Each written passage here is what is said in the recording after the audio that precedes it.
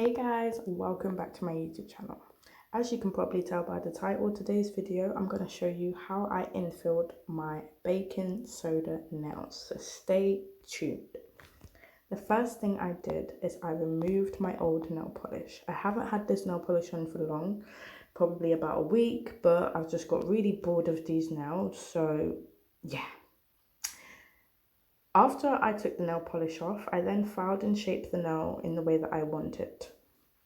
And the shape that I chose was kind of coffin. After I did that, I then got my nail brush glue and I began infilling the gaps with the baking soda. I then painted my nails and girl, this was the finished look. Do you not see that shine? Girl, I know you see it. The hell? These nails were popping. I cannot lie. I was really impressed with this finishing product. I was like, girl, you did not just do these nails. Like, I feel like practice really does make perfect, guys. You know what I mean? You just got to keep going. Don't give up on yourself. Don't give up, I tell ya.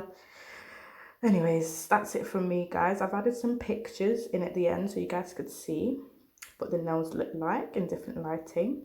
I really hope you guys enjoyed this video.